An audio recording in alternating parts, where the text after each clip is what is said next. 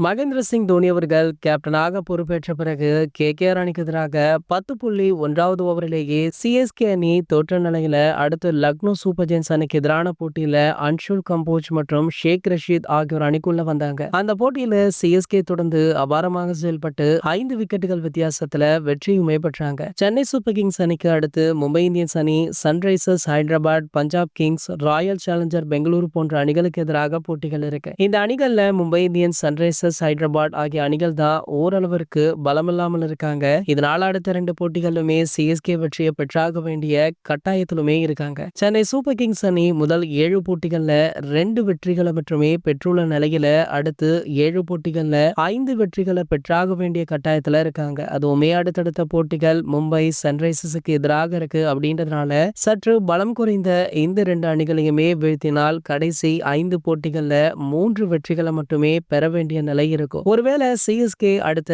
2 போட்டிகளிலுமே வெல்லவில்லை என்றால் அடுத்து Punjab Kings, RCB, KKR, Rajasthan Royals, Gujarat Titans போன்ற பலமான அணிகளுக்கு எதிராக கட்டாயமாக வெற்றி பெற்றாக வேண்டும் அப்படின்ற நிலை ஏற்படும். சோ வெயிட் பண்ணி பார்க்கலாம் என்ன நடக்குது அப்படின்றத.